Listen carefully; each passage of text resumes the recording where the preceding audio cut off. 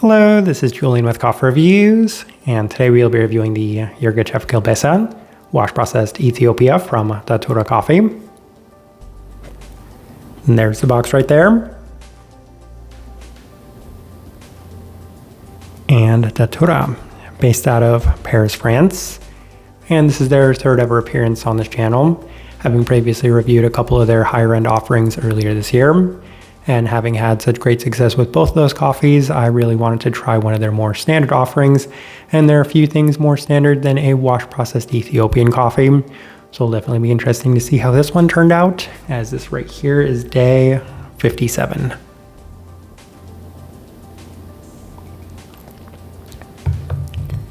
And recipe we went with for this coffee was our standard recipe at a 16:1 water to coffee ratio, brewed at 96 degrees Celsius, about 205 degrees Fahrenheit. And I like this one best through the Chemex, which indicates a more medium grind roast profile for this coffee. So Datura definitely roasts on the lighter side of things, and I think a lot of the comparison people do have for Datura is with some coffee roasters that do roast notably lighter than them, so a lot of people do like to compare them alongside of another Parisian contemporary in substance, which is quite a bit lighter. And outside of that, the Biggie Chemist, which is definitely a little bit lighter than a lot of the experiences we've had from Datura. But even then, they definitely do roast lighter than a lot of the Nordic-based coffee roasters we've also reviewed on this channel recently. So some of the experiences we've had with coffee roasters like April and Tim Wendelboe, so they do kind of fall within that range, which still is on the pretty light side of things by most standards and metrics. With all that out of the way, let's go ahead and start discussing this coffee. Day 29, first impression through the V60, and the coffee was offering a nice level of intensity as it is very washed Ethiopian-like with a more delicate and floral profile, and the emphasis being on the peachy qualities in the finish. Outside of that, there is a pretty notable papery quality to it that's presented in the aroma of the bloom that definitely translates to the cup itself. So outside of that papery quality, I do have to say it's an otherwise nice first impression.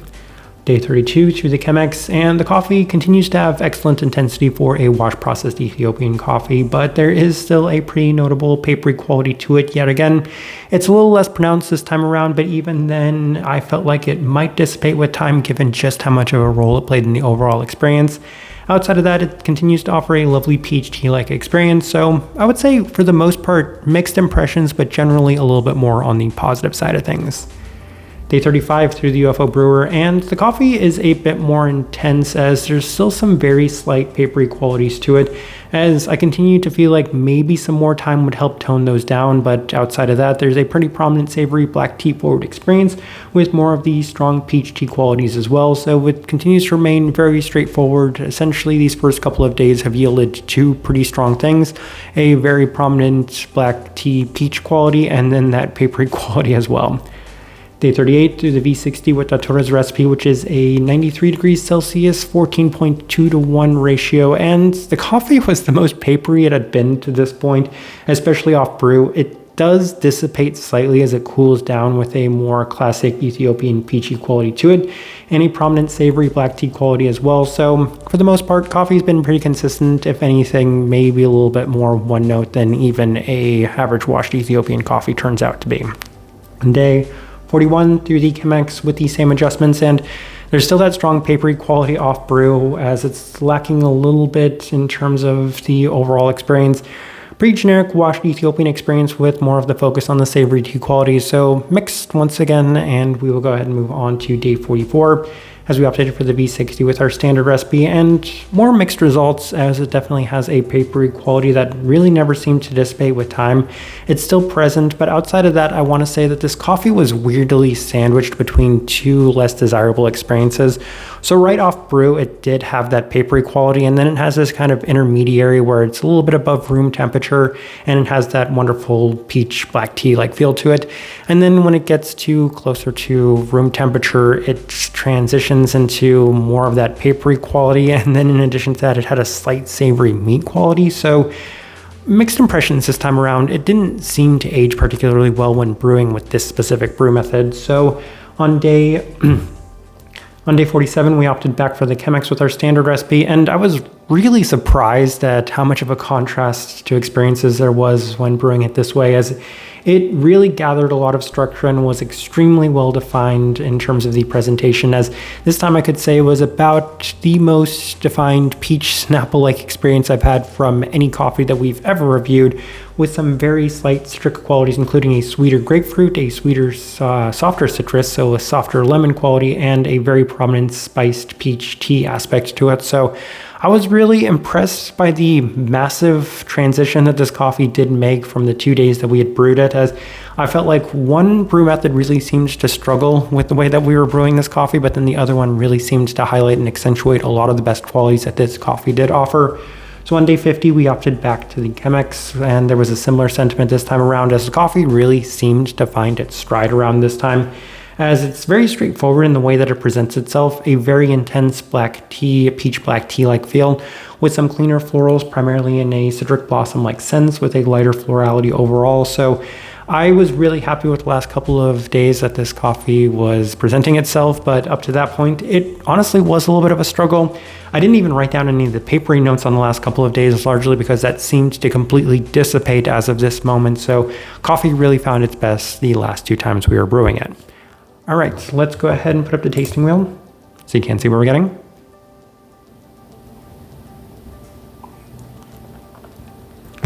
Well, this is a very Ethiopian looking tasting wheel. Let's go through it. Cleanliness, level 4. And it's actually a little bit on the cleaner side of things, even for a wash processed Ethiopian coffee. And I can say that largely because of just how much definition there was in the last 2 days. And this one really benefits from it being at its very best the last 2 times we did brew it. So very happy with the overall cleanliness of this one. Slightly higher side of level 4. Very clean, very well defined. A lot of the qualities within this one were very well represented. Finish, level 4. And I think it does help that it has a very long-lasting peachy finish to it, and that's always going to be a big win for me, because a lot of people know peach is one of my favorite qualities within a coffee in general, especially when it's presented in a clean sense. So very happy with the way that this coffee did finish. Also got some really nice floral qualities to complement that as well.